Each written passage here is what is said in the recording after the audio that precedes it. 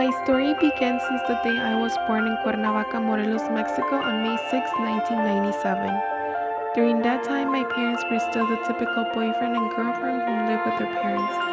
They had been having a romantic relationship, having mutual acknowledgement, interactions, high affection, and intensity. Soon after I was born, they both realized it was time to build their own nuclear family. They decided to live together as a romantic couple without being married. Cohabitation eventually helped their relationship to grow even more. With greater responsibilities and difficulties such as raising a baby as teens, they were shortly experiencing the other side of love called utilitarian love. Both of my parents had to work and dedicate time to each other based on their understanding and emotional commitment as a family. They both receive advantages from the relationship such as sharing expenses and paying bills equally. When I was a toddler, my mom used to dress me as a boy. She liked to see me in colors such as blue and see me in accessories like baseball caps. Despite my mom enforcing me to express my gender differently than my biological sex, I always identify myself as a girl.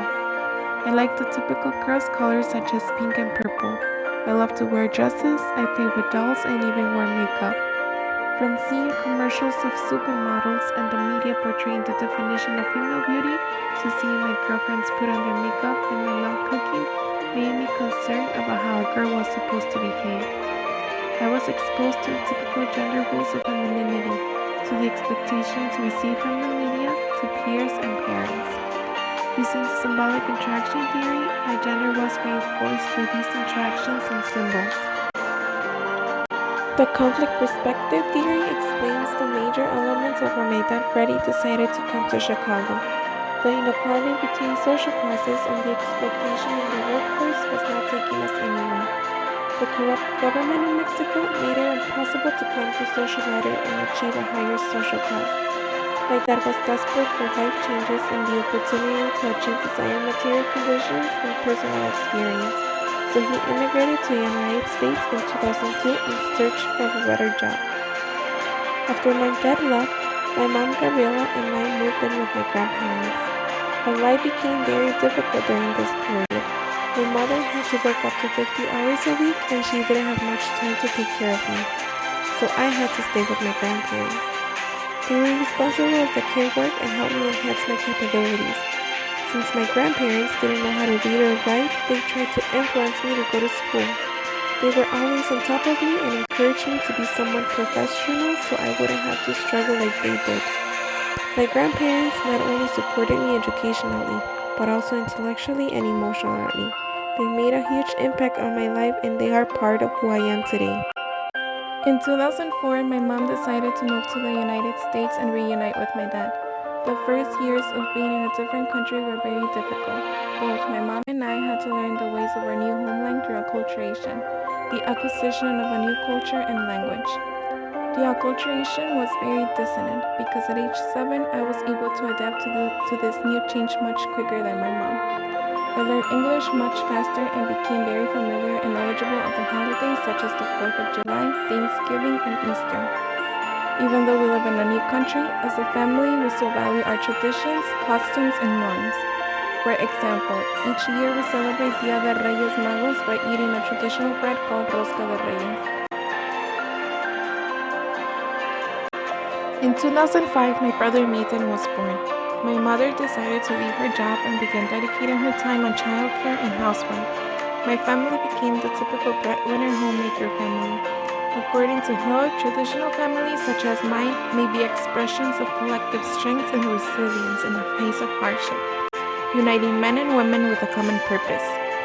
In addition, using the structural functionalism theory, both my mom and dad work together for order and stability for the family. Though they both have completely different roles, they have provided us with the necessary resources to be successful. The ways in which my mom and dad spend their time, it is clear they are unbalanced. My dad spends more time working as a truck driver, while my mom does the bulk of the unpaid work. Even though this unpaid work is essential for households and societies to function, it is also valued less than paid work, and when it is women's responsibility, it prevents them from doing other things. As the years passed, my nuclear family started to grow. In 2007, my baby brother Alec was born, and later in 2012, my mother had her last baby boy Joshua. Of course, I can't forget the addition of two family members, my two basset hounds, Susie and Goofy. As I was growing up and becoming a teenager, I experienced the role of the older sister. I was encouraged by my parents to become the role model of my little brothers. I am responsible to look up after them and teach them to be good in school and at home. As a student, daughter, sister, and employee, I've been having difficulty meeting all these different roles. Work-family conflict makes it difficult to fulfill my obligations in either role.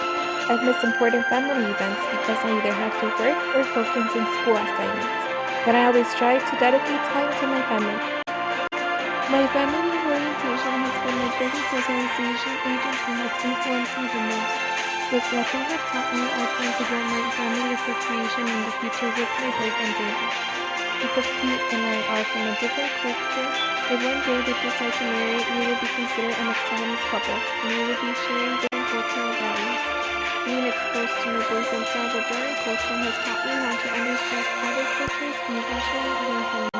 Education has been the most important structure that has influenced who I have become in the past few years. High school taught me the importance of attending college. Many of my teachers became my mentors by encouraging me to succeed in life.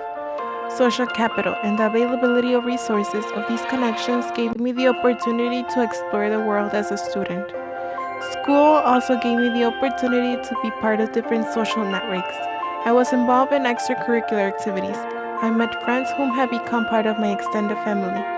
Attending Morton College has also opened many doors. I am proud of choosing this path, and I will absolutely make my parents proud by being the first one in my family to earn a college degree.